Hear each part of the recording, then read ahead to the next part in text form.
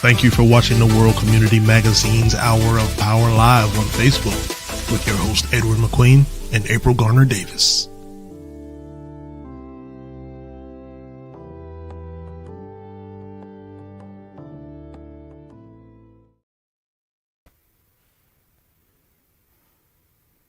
Hello, and good evening, everyone. How are you this evening? Thank you for joining us here on the World Community Magazine, WCM Live. I'm April Garner Davis, your co-host for the night. And I say that because we have the host extraordinaire, the one who is actually primarily responsible for the fact that we are here every Tuesday night. If it wasn't for her guidance and her wisdom and just keeping us all together, I don't know what we would do in terms of having a WCM Live. And you rarely get to see her, so it's a big treat tonight. We have Sister Joella McQueen, the better half of the McQueens.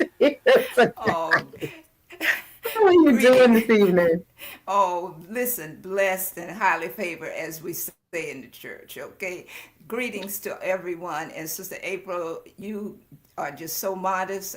We thank you for the many, many years that you've been with us, and we just love you, and we pray that we will continue to go forward with helping our community to be, aware of certain things that are going on. And so just thank you. You are the co-host, and I'm just the co-host, okay?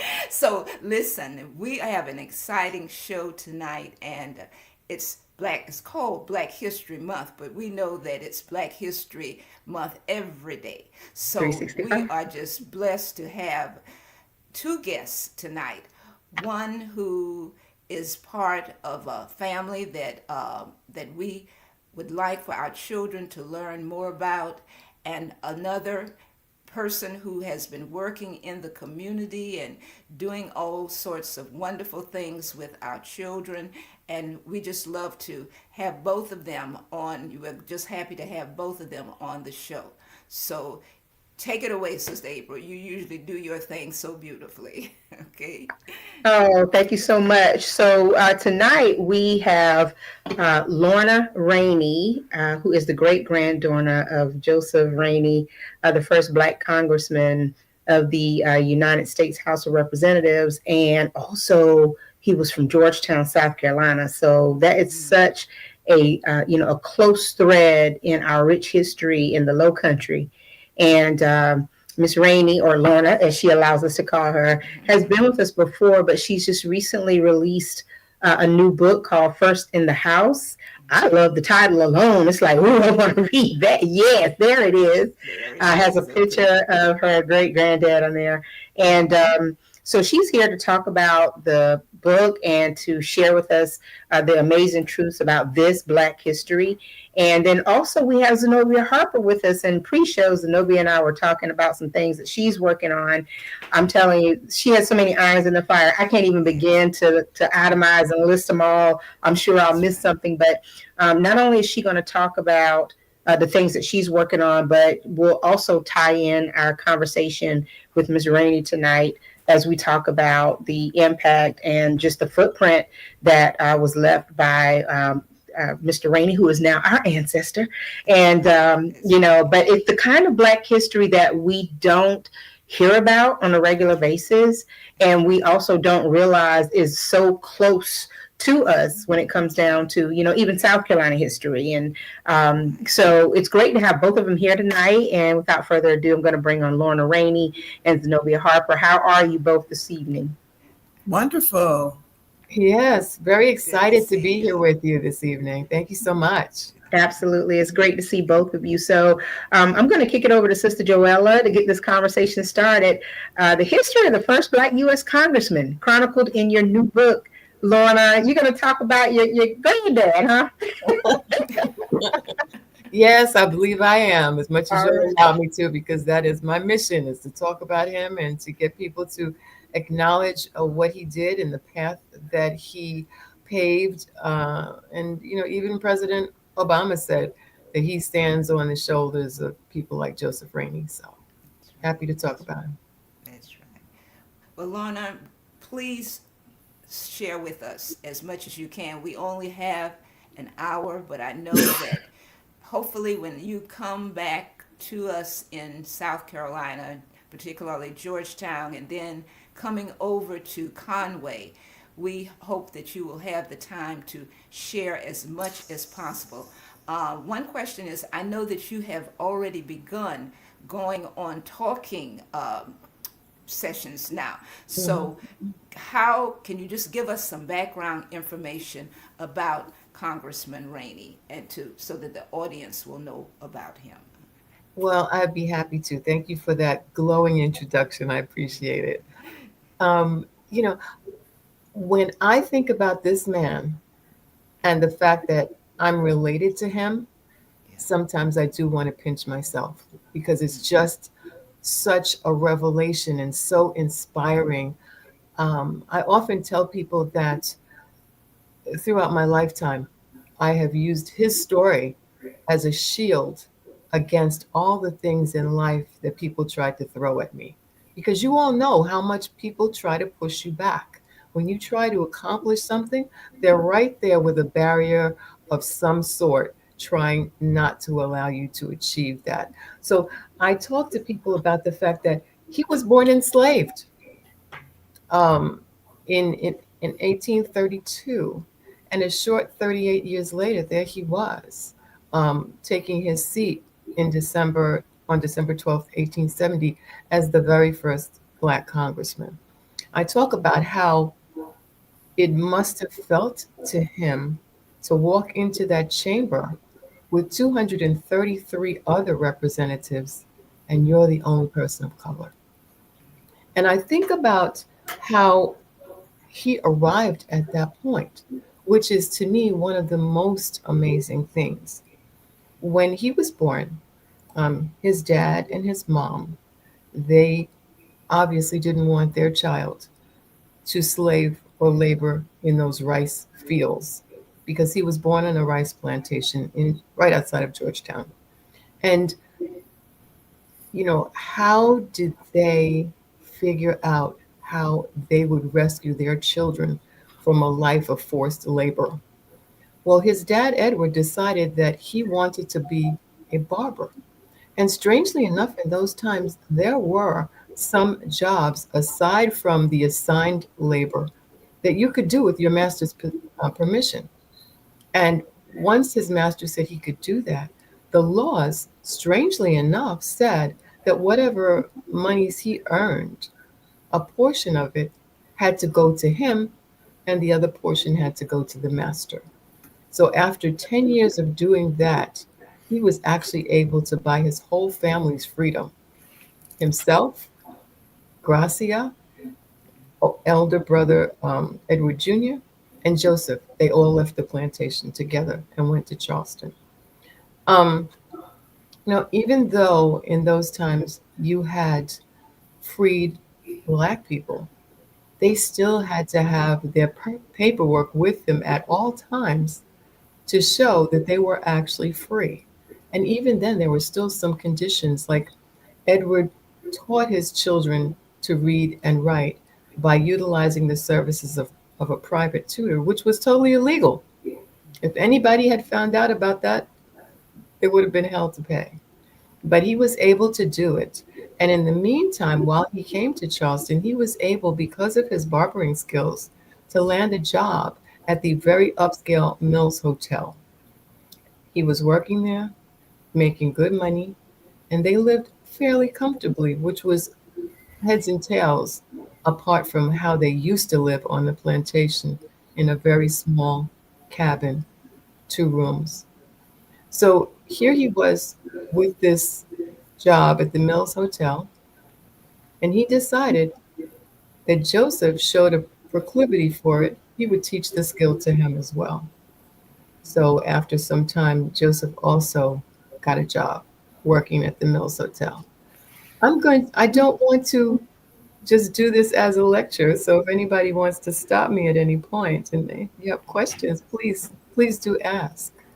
So I'll say this: you are a great storyteller. I'm so into into what you're saying, and we hear about our history and the pathway in terms of how slaves or enslaved people were moved around and what made them go from one place to the other. And it's amazing. You said 38 years. In the 38 years, he went from one status to another. How did that happen? Well, you know, that's that's just an incredible story, and part of it has to do with let's backtrack a little bit. So he was now working next to his dad, side by side, at the Mills Hotel. Then they actually started their own little salon, Rainey's Hair Salon, together, the two of them. And then the Civil War broke out. But before that, he had gone to Philadelphia, Pennsylvania specifically, and married this beautiful young woman named Susan. And when they came back across the state lines back into South Carolina, he was arrested because it was against the law for any people of color to move that freely from one state to the next. They couldn't cross the state lines because they wanted to know where all their black people were. They needed them to be in place so they could be counted and accounted for. But he was able to find someone to vouch for him. They came and they said, no, no, no, he's an able-bodied black man with a profession. He's respectable. You know, he doesn't cause anybody any trouble. They let him go. So then the newlyweds began their life together. But right after that, he's working back at the hotel and with his dad, and the war breaks out. The Civil War breaks out. And the Confederates went through the town picking up every able-bodied black man they could find because they needed people to work hard labor on the fortifications around Charleston, because Charleston was that harbor that all the blockade runners would come into and out of, supplying goods and more soldiers and, you know, more ammunition. And because he was a black man also, he was not allowed to handle a gun. So that's why they put him to work as a hard laborer around Charleston Harbor, because no black people were allowed to have any weapons of any sort. However, what happened was his customers at the Mills Hotel and at Rainey's Hair Salon, they discovered he's missing. Where is he? Looking for, oh, where's Joseph? And finally, when they discovered where he was, they went to him and they said, listen, we're going to help you escape. And he said, but how? And they said, it's okay. We'll figure this out. We know people along the way that can help us. So sure enough, they hatched this whole escape plan. However, his first question was, are you going to bring my wife? And they said, no, we cannot. It's already dangerous enough. If they catch us, they're going to kill us all. Do you want her to be killed too? We can't take her with us. It's much too dangerous. So reluctantly, he left, and they spirited him up to Nova Scotia. And from there, he waited for a ship that came and took him to Bermuda, where he stayed for the remainder of the war. And every time a ship came in, he would run to the dock to see if maybe Susan was on it. Can you imagine the trust that he had to have in these perfect strangers, that they were supposed to take care of not only him, but take care of his wife? There were no cell phones. There was no internet. He couldn't text anybody to see if she was even still alive. He had no way of knowing anything about her at this point. But as he ran down to the dock in Bermuda, one day, there she was. And then they started their lives together in Bermuda.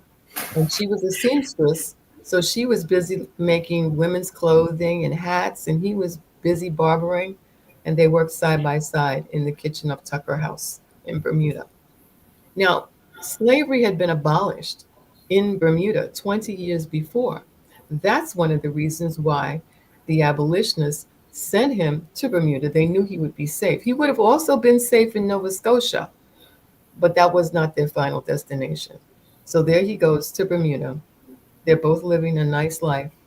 They're having a good time, to put it mildly.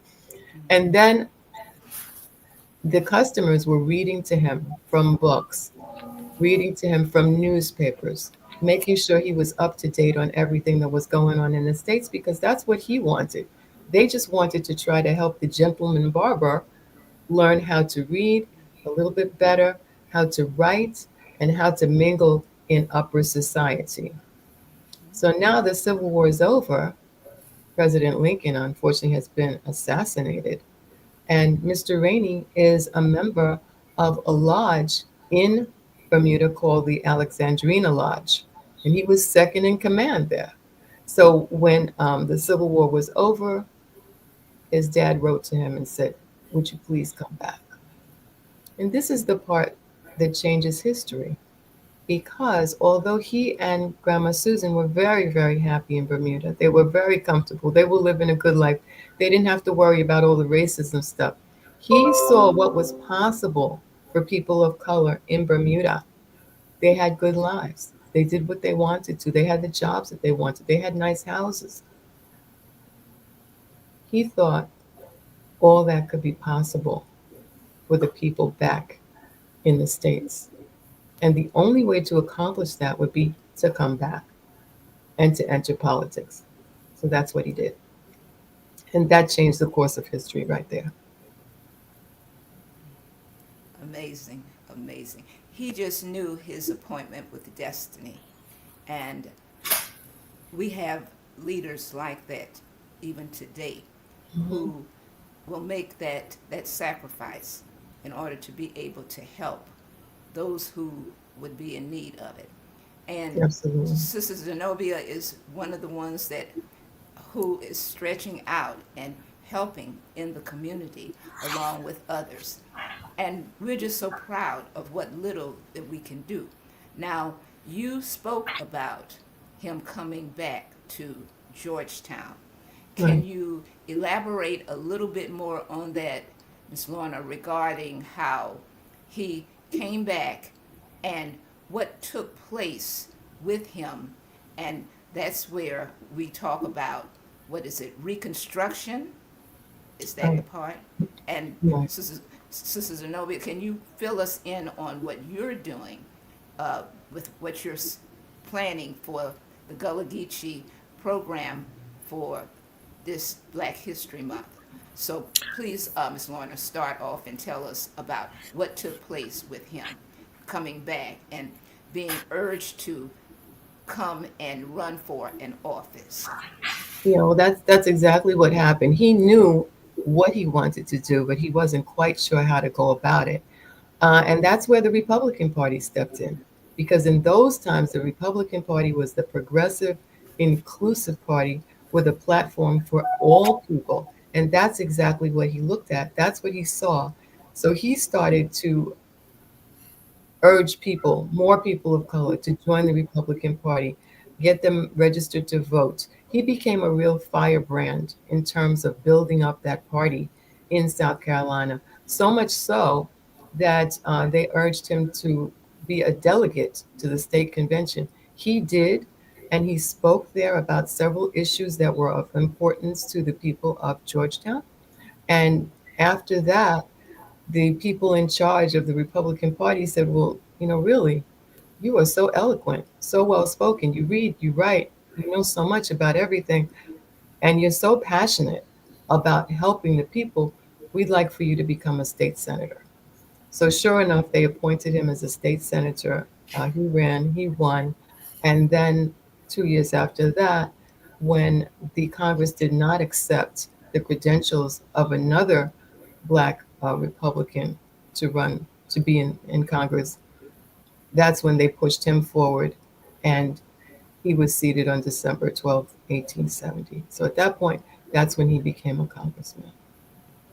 And he always was looking for ways to give a voice to the voiceless and help the people who were being downtrodden the most. And those were freedmen, of course, um, Native people, and also the Chinese railway workers. And he mostly did a lot of his work in room H150, which is now named the Josephine Rainey Room. And that's the reason they named it that, because that was where he did a lot of his work. And one thing that's really important that keeps him really relevant right now, and I know he's probably, as they say, rolling over, is the fact that there was so much violence being perpetrated toward people of color and the representatives who were speaking up for them, that 4 months after he was sworn in, that would make it April of 1871, he and Senator Sumner and Charles Langford, who became the founder of the law department at Howard University, the three of them got together and they crafted a bill called the KKK Act and also called the Enforcement Act. And this bill said that it was a federal offense to hinder, molest, or interfere with a public servant in the performance of their duties. And this was the bill, this was the law that was used to prosecute the January 6th insurrectionists. So, to me, that's a huge, huge thing. I am sure that right now he is, if he could be, he'd be twisting, because how dare Trump let these people off and just flout the law like that? Because that was the law that they were using, because at every turn, these people were being threatened. They were being harassed. One gentleman who was a Republican representative was shot dead in broad daylight at the railway station. And although everybody saw, there were tons of witnesses, nobody did anything about it, and those people were never caught. So I think that is one of his most lasting legacies. There are many others, but that's definitely one of the things that I think about a lot, and how courageous he was. And after he was threatened so much, and after he was set upon by a mob, thank goodness that the law had passed and there was a militia there as well as friends to protect him. He had to move great grandma Susan and their kids up to Windsor, Connecticut to keep them safe. But he stayed in South Carolina to do the work of the people. So I believe I'm going to let someone else speak now. Oh. Miss Harper, I think it could be your turn. Yes. So thank you so much for that information. There have been lots of things that, as a Georgetownian and someone who studied Josephine Rainey, they were like, you filled in just this amount of time a lot of the spaces that we didn't understand. So I didn't realize the Nova Scotia to Bermuda connection. I also still am really interested in how he moved back and forth between South Carolina and Windsor, Connecticut. No, and in Philadelphia. Wasn't that where he met his wife in Philadelphia? Yes. And for the life of me, if you have any information on how Susan Rainey made the decision to move to a slave owning as a free woman, he must have been smooth as I don't know what to get.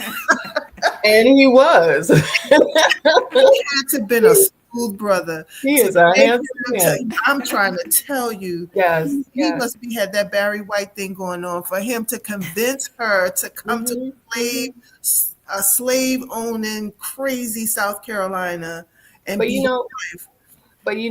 the fact of the matter is, she probably looked at the fact that, and he probably also too thought that his position would protect him.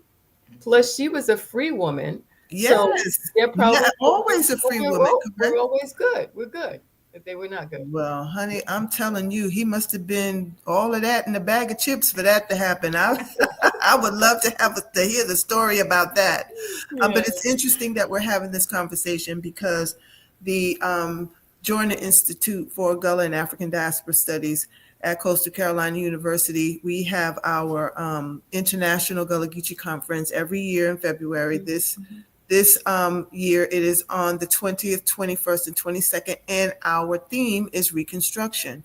And so the theme is Reconstruction through the lens of Gullah Geechee and communities within the African diaspora. And the reason why we chose this theme is because oftentimes when we talk about Reconstruction, which is not nearly enough, right? Talk about we don't really study that period of time. We are always being taught what other communities and other groups of people did to us or what they did for us, but not that much about what we did for ourselves as Gullah Right. people and African American communities, Yeah. and the ways that we organized and strategized and worked to move ourselves from this institution of enslavement to freedom. It's really difficult to help our young people just critically think about freedom being this abstract thing. And then these mighty men like Smalls, Payne Rainey, and others that were a part of the radical progressive Republican Party having to put the infrastructure around this abstract thing called freedom, Right. make it this reality called freedom. And those people did it in a small amount of time. It wasn't like it took forever. It took decades. It took a small amount of time. I mean, right after slavery, there started to be Black businesses on Front Street in Georgetown. 27 Black-owned businesses on Front Street within just a small amount of years. You know what I'm saying? Right. And so they were making all around the country tremendous and fast progress before Jim Crow and the Black codes and all of those things just slapped everything back. Right. But they were phenomenal visionaries, Exactly. and had to use everything, not only their intellect, but their hands, growing food and building and thinking and creating. It was like a renaissance Yeah. for African American people and people of color. They were phenomenal visionaries. They really were. Well, they And had no choice. But You're who was going to do it for them? It was exactly. either we do it or it doesn't get done. Right. And we are lagging in Georgetown, I think, in our celebration and recognition of Rainey. Buford and places in the lower part of the South Carolina corridor, I think, have done a much better job with Smalls and kind of celebrating him and making sure that everybody knows, who he is. So Right. we really have a lot of work to do in Georgetown County to kind of celebrate this maverick he really was of a man. For the longest time, a lot of people didn't even associate him with Georgetown. They associated him with Charleston. You don't know how many fist fights I almost got into. It's like, listen, chick, listen, dude, Joseph Hayne Rainey is ours, okay? Yeah. I mean, he got to y'all, and that's fine. I ain't mad, but he's a Georgetown native, and y'all have to understand that, and we have to understand that too in Georgetown. We really do. Something you said just struck me as perhaps a reason that we don't, as a race, stick together more. And I think that does harken back to the slavery times when it was a matter of personal and individual survival, not to speak up for someone else who might have been getting whipped, who was about to be punished. You had to be quiet. And it was always a matter also of competition. Who's going to get favor from the master? And I think somehow that has continued to trickle down in our brains, where we're always a little bit resentful of the other person and always giving them the side eyes, like, what are they getting that I'm not getting? And I think that's a problem for us, that we, with education and looking at what some of our people did with so little, that we can turn that around. But we can't turn it around until we identify it clearly. So I think that I most definitely agree with that, but I do think that there were mechanisms within the institution of slavery that were created specifically for that reason. And so I've read stories about how enslavers would literally turn children into the spies against their parents and grandparents. Mhm. You know, this whole thing about status. So there's the status or this caste, even within the enslaved African Right. population, that Right. created this division, which was Mhm. Mhm. intentional to keep people Oh, yeah. separate. You know, issues around color and skin tone and facial types and all of those types of things have really done a number on African American Mhm. populations, and we do need to recognize them first. We have to learn about them, recognize them, understand them, so that we can deal with them or not deal with them anymore. You know, the bottom line is that race is a social construct, and if you study it, wherever it exists differently. So race is different in Cuba than it is in the Dominican, than it is in even Puerto Rico, than it is, you know what I'm saying? And so to understand it as a social construct that keeps people in this caste system is instead of thinking about it as biology, because there is not a biological thing or a spiritual thing called Mhm. race. I think that we would help us each other and help ourselves a lot to just think about it in terms of what race really is. Hmm. This is such a rich conversation, and I'm so glad that Lorna leaned into, uh, you know, that level of conversation that I think we have a lot when it comes down to why we can't elevate as a people. And, we in circles, when you're talking about that type of thing, you always hear the, crabs in a barrel mentality and the same thing you talked about. Nobody wants the other to do better or more.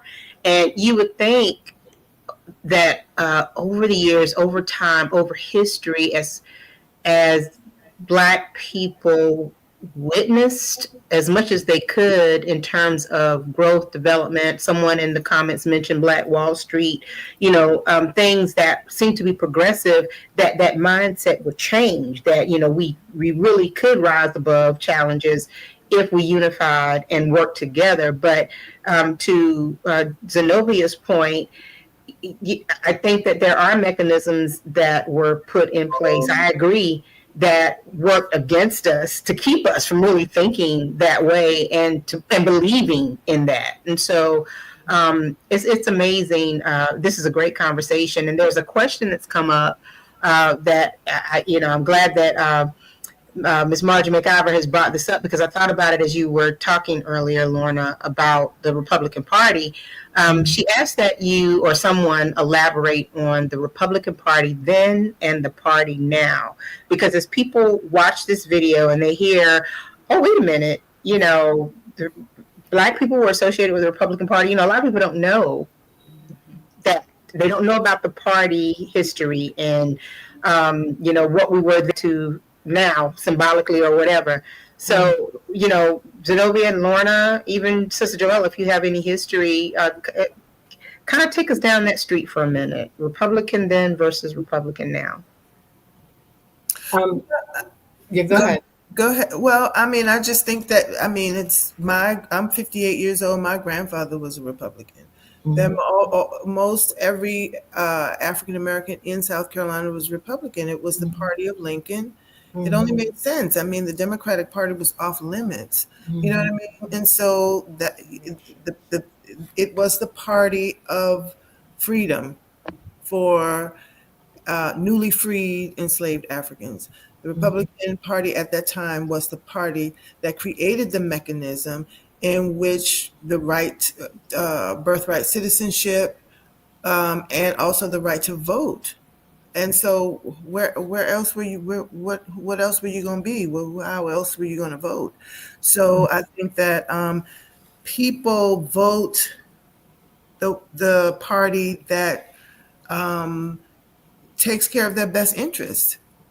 And that's what you're supposed to do. You know what I'm saying? It really gets on my nerves that people identify so closely with one party or another. I don't care if you're doing what it is that you need to be doing for my people, then that's who you vote for. Do you know what I mean? And so it wouldn't have made sense. It doesn't make any sense to vote against your interests is the bottom line. And so back then, the Republican Party was the party that had the interest of most newly freed enslaved people in mind. And so the Republican Party, for many people, is not that party anymore. So then why would you vote against your own interest? Right. And can I go back to the crabs in the barrel thing? I think that a lot of people use that term, monology, without really talking about how the crabs got into the barrel to start off with. That part. You know what I mean? And so if you are in a barrel with other crabs, of course you are, that's a stress mechanism that you see within the animal, within the seafood. It is literally stressed out. Not only does it start to grab at other crab, but it starts to eat itself. It's a stressful situation for someone to have you in this situation. And so to talk about the crabs in the barrel as though they got in the barrel themselves, just to act like that is ridiculous. Yeah. There is a mechanism that when you, and I've caught crabs and I eat crabs. So I'm before I can eat them, I'm the one that catches them. I'm the one that puts them in the barrel. Break it down, Zenobia. So there is this overarching mechanism that creates the situation that causes the stress that you see when they're grabbing at each other and literally eating themselves. So yes, we do have to talk about the crabs in the barrel phenomenon, but we can't talk about that phenomenon without talking about how in the heck they got in the barrel to start off. Good point. Good call out. Good call out. For sure. They weren't born in the barrel. Of course not. Right. The crabs weren't born in the barrel. They're not born in the barrel. And they're in that barrel for a specific reason. They're in that barrel for the most part because they're fixing to get consumed. They're not in that barrel. They're fixing to get sold to be consumed. That's why they're in the barrel to start off with. And somebody does that. Somebody orchestrates that. And that's the important part of the story that we don't talk about. I think Joella. Oh, go ahead, Ms. Joella. No, I'll wait. Lorna, please go ahead. It wasn't anything super important. I was just going to say that, the party's platforms have a lot to do with how we view them. And those platforms have totally flip-flopped. The Republicans, in my opinion, should not even be called Republicans anymore, because they bear no resemblance to the original platform or the original party that they had. And I would feel that it was somewhere maybe late 50s to early 60s when the transition was more or less being completed, that the Democrats became the party of choice, the party of the people. And it was when Kennedy sent protection for the Freedom Riders that he got the attention of a lot of people of color at that point, because now they're thinking, wow, here's somebody that's actually trying to protect us while we're trying to gain our rights. Not to say he was perfect, but that was the beginning, the real beginning of things changing and Black people becoming, and people of color in general, becoming more aligned with the Democratic Party as the party that had their best interest at heart. And be careful about all of it. Politics has this place, but politics does not trump community. It does not trump family. Do you understand what I'm saying? It does not trump your spiritual connection and your understanding of your worth and value. Politics does not trump that. It helps to mold us as a nation, but be careful. I think that a lot of people now are fans of politicians. They are fans, but people have to understand that the word fan is short for fanatic. I ain't fanatic for nobody. You know what I'm saying? Maybe when Jesus come back, I'll be okay. I'll be kind of fanatical then. But other than that, I'm not a fan of any of them. It doesn't matter. My responsibility is to make sure that you, as a politician, serve the people, and that you serve your community in an equal way. Everybody is representative. That's my job. My job is not to, jump up and down for you like we at a, football game or whatever. And I think that a lot of people need to stop that. and hold their elected officials, their servants of the community responsible and accountable for what they said that they're going to do. Mhm. Well, I'm listening and I'm just agreeing because this book, and I've read many books, but this one breaks it down, and it's really for our young people to read, but Mhm. also for our older. So, Lorna, you did an excellent job and studying and doing research, and we just want to thank you for even acknowledging the World Community Magazine in your book. Mm-hmm. We thank you for that. And just to say, it's so important for us to study history because all that we're saying and all that we're doing, we need to have more research done in order to be able to stand on the truth. Because what's Right. happening now is that they're pulling all of our books out of the schools, and Mhm. our children may not know their history. And as you were saying, Sister Zenobia, Georgetown is a rich environment to It be in is.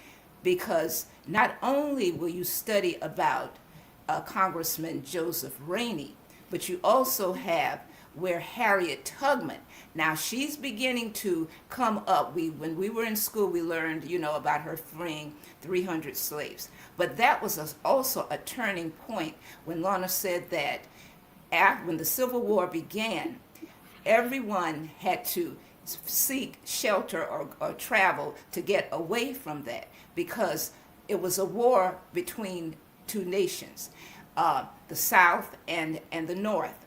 And what we found out was that when the war was over and when James Bowley came back to Georgetown and Congressman Rainey came back, they set a precedent for others to follow. Now, I found something on at the Smithsonian reading about Congressman Rainey. And one thing that they said about him was that he was a well spoken gentleman, Yeah. that he articulated quite well. Now, the reason why I'm wearing this color today, the purple and gold, as I was explaining, and Sister April's mother graduated from Whittemore High School in 1962. But there is a story behind Mr. Whittemore. Did you know that it was Congressman Rainey who succeeded him?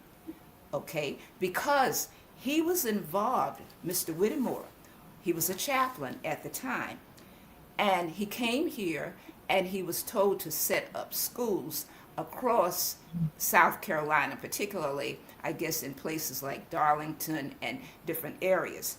But he was not able to continue to run because he was censored by the House for selling appointments to the U.S. Naval Academy. And that is why Congressman Rainey was able to come into that seat. So when Lorna talks about in her book on page 39, it says that in 1870, the United States House of Representatives refused to accept the credentials of a candidate from South Carolina. Right. That was Mr. Benjamin Franklin Whittemore. Mhm. Wow. As a result of that, that is why Congressman Rainey was able to take that seat. And he served out Mr. Whittemore's time. But then Right. a friend urged him to run for that seat. And when he got there, he did a magnificent job because he was building on truth. He wanted so much for the people in Georgetown in particular to be able, a free enslaver, to be able to read and write. And this is what took place. So when you come to South Carolina again, Lorna, we want to take you around Conway, show you. And even though our school was named after Mr. Whittemore, it was built by the students who loved the school, the teachers who nurtured us, because during segregation, we were not able to attend certain things. So we had to make our own community there in Conway. And we ended up having people to graduate who became lawyers, doctors, whatever. And this is why we stand on the name Whittemore. But it was the people in our community that made that possible. And thanks to your great-grandfather, we were able to recognize and to share with him the desire to want to do something for his people and for our people. So the last thing, I know it's getting close to the time, would you tell us a little bit about your aunt, how do you pronounce her name? I don't Oh, want to Olive? Olive, because Yeah, she was the one who she was told the you at one. the age of 3, and this is why we're working with our young people today. What did she tell you, Lorna, when you were 3? And that is the reason I wrote it for young people instead of doing some scholarly thing. Because honestly, I knew about Mr. Whittemore and the reasons, but I was not about throwing shade, as they might say, on anyone. That is Right. not the purpose of the book. The purpose of the book is so that young people will be inspired, as I was. Yes, Aunt Olive was the first accredited Black school teacher in the state of Massachusetts. Right. And she used to come down to Brooklyn, where my paternal grandma lived. And she used to, when she would come down, she would stay at her house. But she would always make sure that my dad brought me I'm sorry. there. Exactly. It's so cute, Aunt Olive. Um, she would make sure that I was going to be there, and she would pull me onto her knee and tell me the stories of her dad. And she would end every session by kissing me either on the cheek or the forehead and telling me, Lorna, you're going to be the one to tell the world about my dad's accomplishments. Wow. Now, you can't understand, or maybe you can, what that does to a child when you hear that year after year, time after time. It gets etched in your brain and it That's right. becomes a part of you. It becomes a mission. And that's what this has been for me. It's been the mission to fulfill what she told me and what she said. Now, did she perceive something in me where she felt I was so special that I would do this? Or did she implant that seed in me That's right. to do something special? And you know what? It doesn't matter either way because she accomplished what she was supposed to accomplish, which allowed me to do what I'm supposed to do as well. So Mm-hmm. um, she was a wonderful lady, very, very ladylike, very elegant, very intelligent, and obviously, she loved education. All of Joseph Rainey's children became something special. She was the first Black school teacher in the state of Massachusetts. Um, Edward, not Edward, but Joseph Jr. became the first Black circuit court judge in Pennsylvania and the first boxing commissioner in Pennsylvania. And my grandfather became the first international classical violinist. Yes, he So did. all of them did something great because this was what was poured into our brains from the time we were little was how important education was and how you were supposed to live up to your potential. Yes. And Yes. I did something very different, but I also wanted to do something that was going to make a difference. In the 50s, 60s, 70s, 80s, even, there were not many people of color on television. And when they were always like a Black family, a white family, maybe a Hispanic sprinkled in if we were lucky. That's what I changed. I went into that. I became a talent agent, then a talent manager, and I changed the game so that now when you see television, you see people of all shades, colors, sizes on TV. You see interracial couples.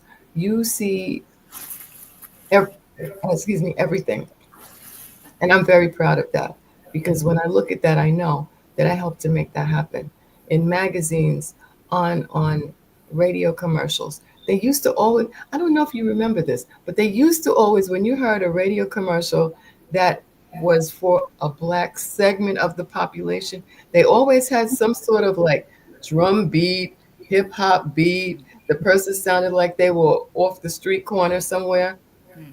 I went in and I changed that too, because that's not necessary. You don't have to do that to appeal to us. We're people. We eat McDonald's. We don't need a hip hop beat for our commercial and someone who sounded like they didn't finish fifth grade. That's not Mhm. what we want.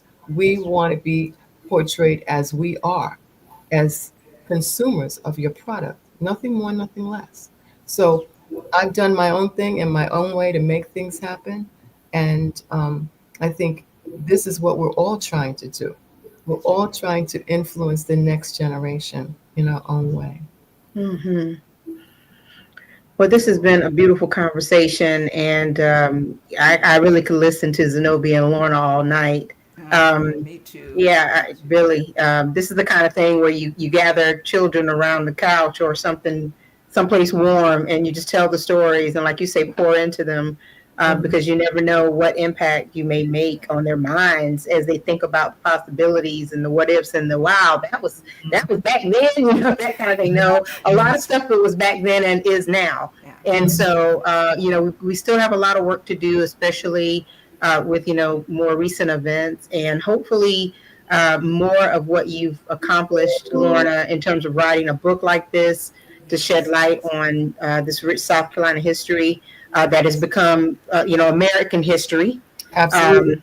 Um, that's more of what we need. And Zenobia, we definitely want you to, before we leave, share more information about what you're working on. And so give us the rundown. You've got a I lot of stuff will. going on. So, Miss Joella talked about the fact that our children books may be being moved out of our children's way in public education. If you Mhm. all have children in the Conway area, please have them come and attend Gullah Geechee Community Day on February 22nd at First United Methodist Church on the corner of 5th and Main. Miss MacGyver is going to be, just there's going to be so many arts and crafts opportunities for young people focused on Gullah Geechee sensibilities and isms, but there will also be books there. So it is going to be there are going to be lots of books there for young people to come and pick out and take home for free. It is important for our young people to read every single day and to have libraries within their own homes. And hopefully those books will then move around community so that when those kids are finished with those books, they move it to other families. So come and enjoy Gullah Geechee Community Day, make your arts and crafts, and take your book home. Mm. Lorna, That's right. I would love you to meet our keynote speaker. Watch Miss McGovern now how I'm gonna wrap this. I'm gonna plug this conference now. I would really love you to meet our keynote speaker. Her name is Dr. Val Littlefield. Okay. Dr. Val is a phenomenal woman, and her keynote is going to be Thursday, February 20th from 6 to 8 in the Singleton Ballroom. And the theme is going to be Breathing Democracy into Spaces, African American Women and South Carolina Reconstruction. She is the the interim director of the Institute for the Study of the Reconstruction Era at USC Beaufort. So it could be that we might be able to partner with her to maybe do some things with you in That would be South wonderful. Carolina, because she Yeah, is a phenomenal woman. We have that's speakers wonderful. coming from all over the country on the 21st to talk about all kinds of things from education to finding out information about families on plantation systems and so on and so forth. We also have a delegation coming in from Suriname. So we have Oh, Mm. a Suriname. We're really international this year, honey. Yes. So they are coming, and they are going to be on a panel with a group of Gullah Geechee rice growers, and they're going to be talking about the similarities and differences between rice growing in Suriname and among Surinamese Maroons and Gullah Geechee people. So we're really excited about that. I'm sorry, something's going on with my. Can you all see all this craziness? No, we only see you. Okay, yay. Um, so we really want people to come to see that. So they're going to have two talks during the conference on the 21st, but on the 22nd, they're going to do a demonstration of how they process rice in Suriname. The connection between Gullah Geechee rice growers and Surinamese rice growers is West Africa. So we are all West African rice peoples. And so we are so excited to have them come and hang out with us at Hasty Point Plantation in Plantersville, South Carolina, and to hear them speak. We also have our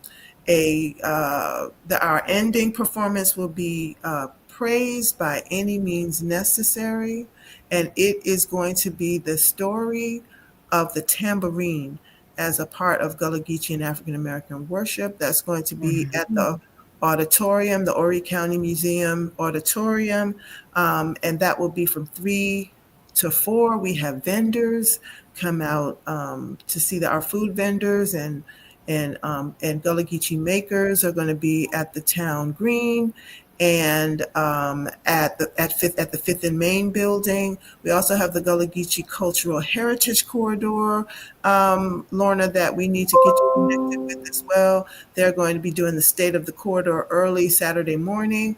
And then also they're going to have a listening session that's going to happen in the afternoon.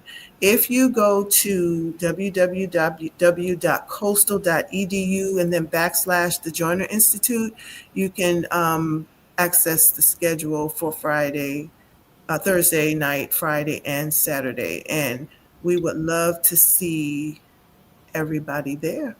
If you can't come in person, you're saying that you will have it on live or?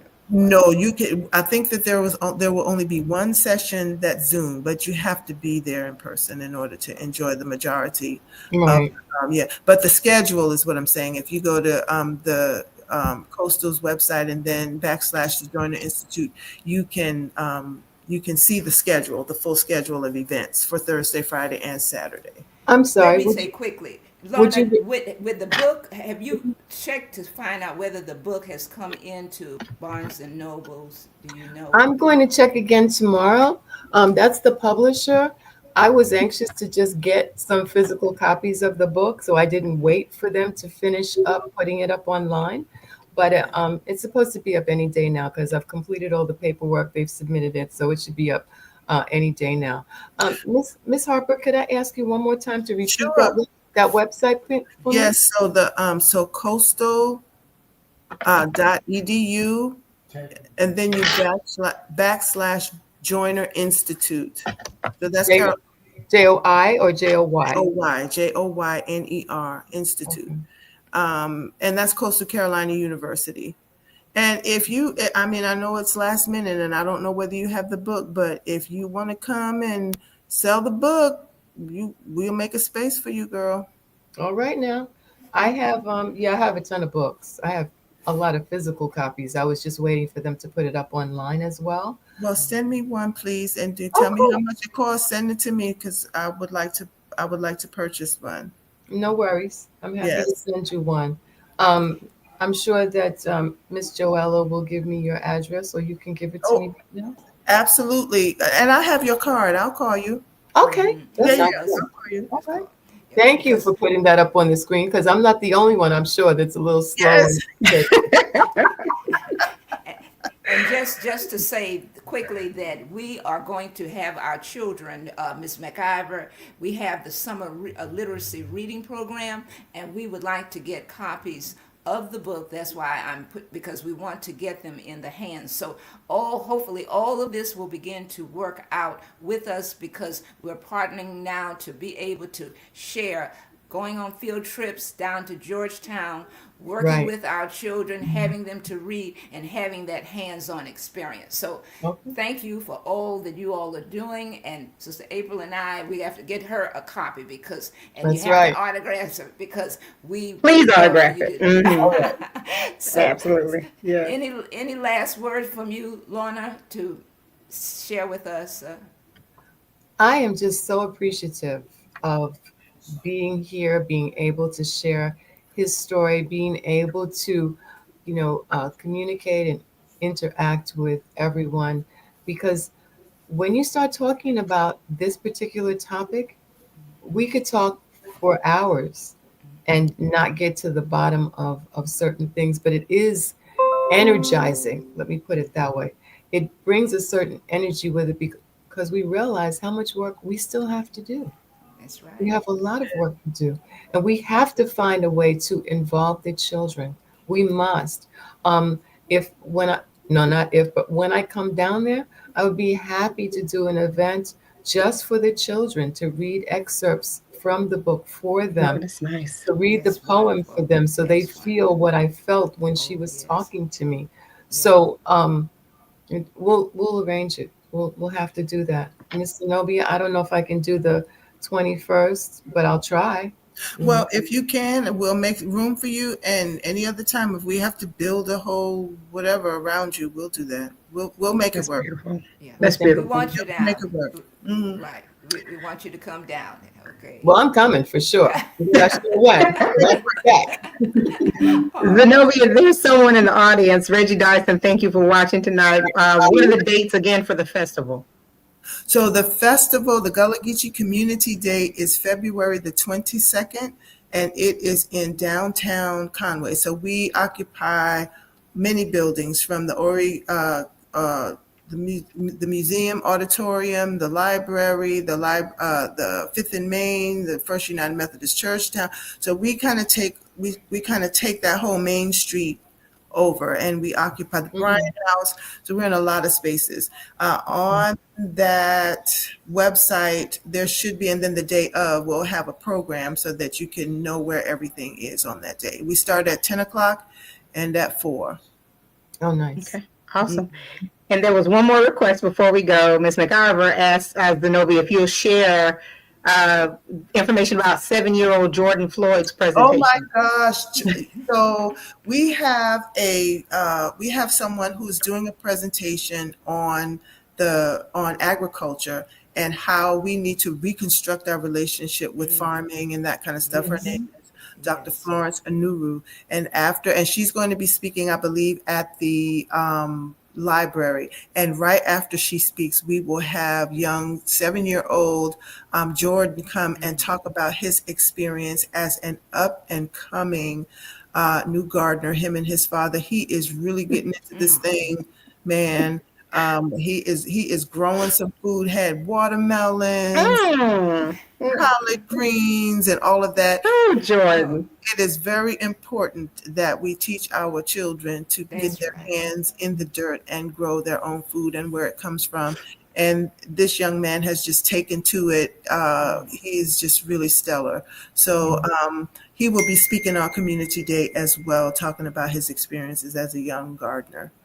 Well, Jordan started out a little very, very young, as if he's really, Yes. really old now. But He's he 7. was 7. He was summer reading, summer literacy program participant about 3 years ago, I want to say, Yes, and was gardening then. Was already That's talking about right. it. We called him Farmer Jordan, and he got That's it right. going so this on. is amazing. He got it It going is on. He came out amazing. to my garden, and I mean, just don't let anybody tell you these kids don't want to eat their vegetables and eat fresh foods, because They they do. do. If they grow it, Mhm. they Right. will eat it, popping stuff in their mouths, having a good time, tomatoes and this and that. They had a ground cherries. They had a wonderful time, and That's we want awesome. to do everything that we can to continue to support him in That's right. his desire to grow food, That's and wonderful. hopefully that will spread to other young people in the Conway Yeah. community. It's that Yeah. encouragement is so It important. Oh is yes. very Um, important. and also it'll help them to stop wanting to eat the junk food, the Yes. processed foods, the It's foods with good. chemicals and artificial colors and all that stuff, the GMOs. Mm-hmm. When you Hmm. grow it, you don't have to worry about that. That's That's right. exactly right. And Yeah. he is growing it too, honey. As they should, well, you mentioned watermelon. To me, that's part of nature's candy And right there. I listen, love some watermelon didn't and even strawberries and blueberries. I could eat That's them up. right. didn't even Hmm give me a watermelon. I had to see pictures of the watermelon, but I'm gonna Oh, get one this year. You deserve one. that's good. Oh my Oh, goodness. well, Well, Sister Joella, this was beautiful. Thank you. We have we to thank you. Actually we have to give special thanks to Sister Joella for pulling this together, and I didn't know if I could be a part of this tonight. As you can, I still have the raspiness going on, and I've been reserving my voice tonight. But this is beautiful. Thank you so much. It was a pleasure to have both of you on the show, and we welcome you back anytime. You are now a permanent part of what we do here. That's right. Zenobia, congratulations and good luck with the festival and everything. That's coming up really soon. And Lorna, I can't wait to get my hands on the book. That's right. So, Happy to you, and you too, Miss Zenobia.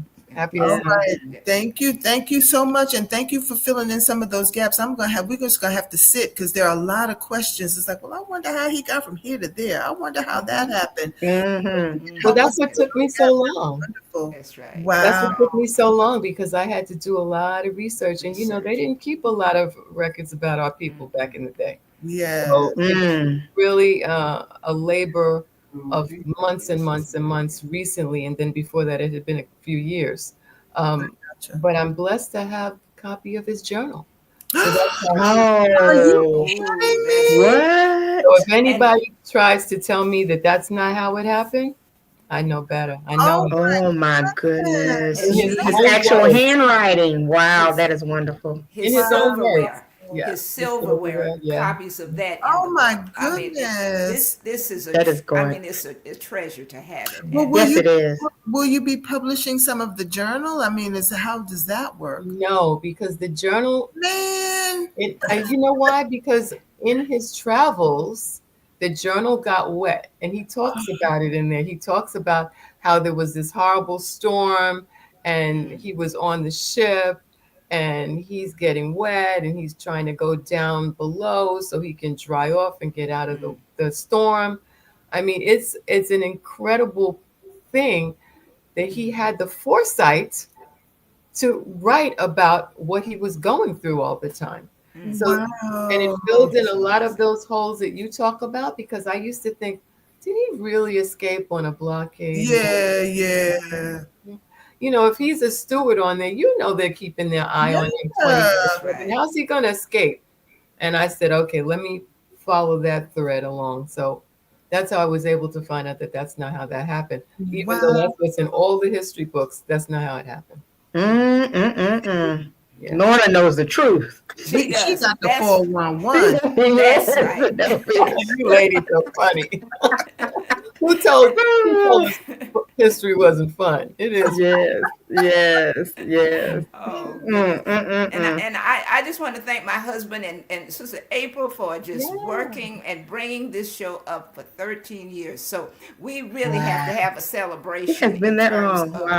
Wow. And so again, thank you all for coming on, and keep up the excellent work. To God be the glory to all of you. And you too. Thank you. Let's make it 14. Thank you. Okay. That's right. God say so. Exactly. So everyone have a great evening. We will see you next Tuesday, 7 p.m. if God says so. And please be safe. I think the weather is kind of kicking up now. We've got some rain and all moving into the area. Stay safe. It is cold, flu season, and some of everything else. So we hope that you all remain safe and well, and we will see you next week. And be careful, Sister April. I will. I will. Thank you all so much. Good night. Good night. Thank you for watching the World Community Magazine's Hour of Power Live on Facebook.